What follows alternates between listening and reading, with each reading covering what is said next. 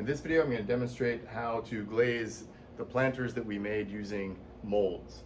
So this is the smaller one, and this one would be the larger one. So the first thing you need to know is the colors are up here. This is where you see what the colors look like, because they don't look the same as what they look like in the bins.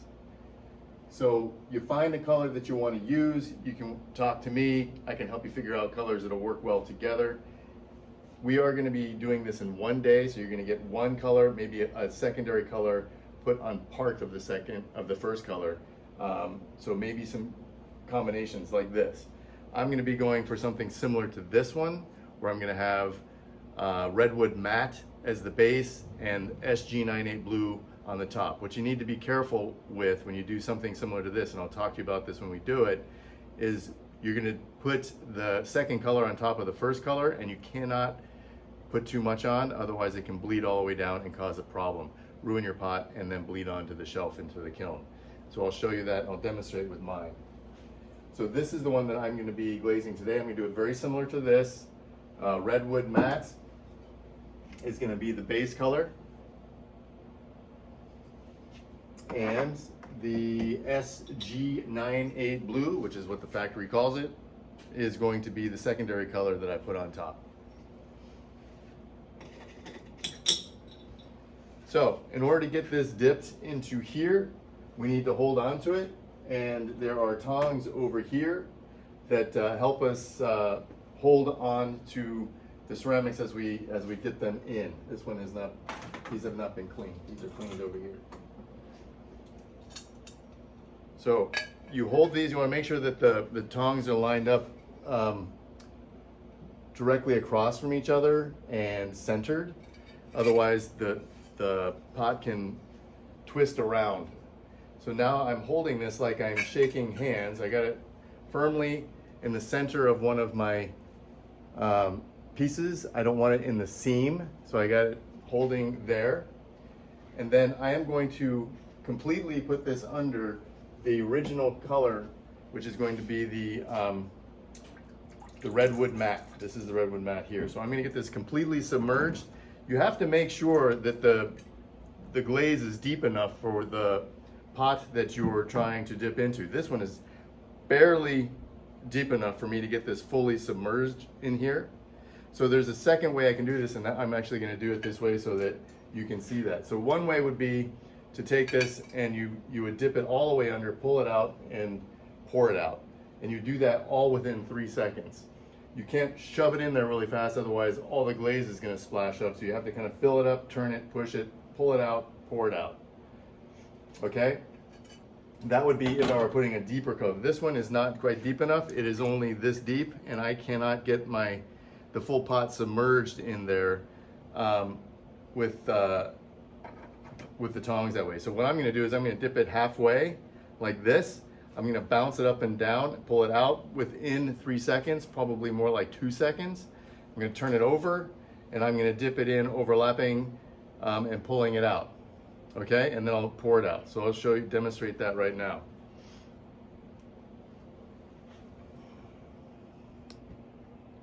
Putting it in, dipping it, 1, 2, 3, pouring it out. And let this dry. You can see how it's got a drip and it's glossy there. That's not dry. It's drying here. It's drying over there. And you can see how it starts to become chalky, and that means it is drying out. So I'm going to set this down. I'm going to hold it from the other side. Now that it is dry, I can hold on to it. And I am going to just overlap, dipping it the same way I dipped it before. Right? 1, 2, there we go. So now I've completely covered this. It's overlapped a little bit in the center. And I got my first coat on there. So to get 2 colors on there, what I'm going to do is with the SG98 blue, which mixes well with the redwood matte, I am going to just dip the top I don't want it to be a straight line going across the top, so I'm going to put it in at an angle, but I'm not going to go very close to the bottom because I don't want it bleeding down, and I'm not going to leave it in very long because I don't want it too thick. So I'm going to dip this in for about 2 seconds, or 1 second, we'll see.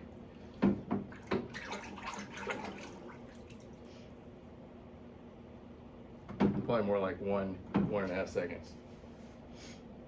So I'm just going to hold it like this. I'm going to have it not straight, at an angle. I'm going to push it in, I'm going to pull it out.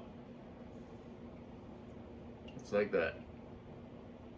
Not even a second, right? I'm letting it dry. There's a drip down here on the rim. I'm just going to let it roll around. Notice I've got a significant space here for this to bleed down if it does. And these are the two colors. You can see how they do not look like each other now, right? That's why you have to look up here to see what the colors look like. I'll be here to help you out with that. The second part of this is you've got to clean off the bottom of this. It's got to be completely cleaned off. The edge of the bottom and the entire bottom needs to be wiped off. And we have sponges over here at the sink, and we can fill up bowls, and you use the bowl of water and you scrub it off.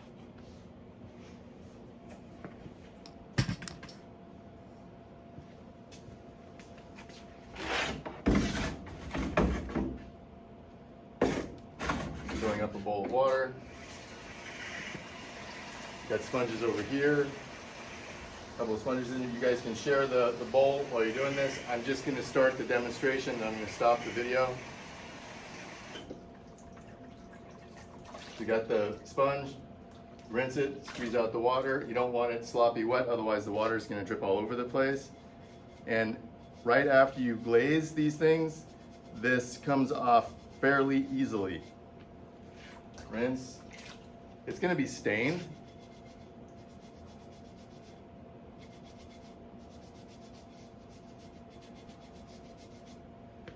But you'll see the glaze coming off.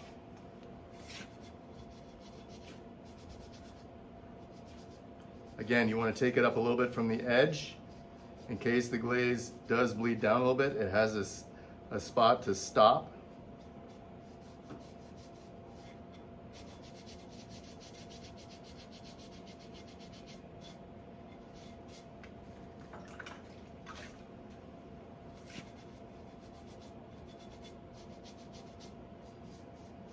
I'm just going to do the 1/2 of this so you can see it, and I can stop the video.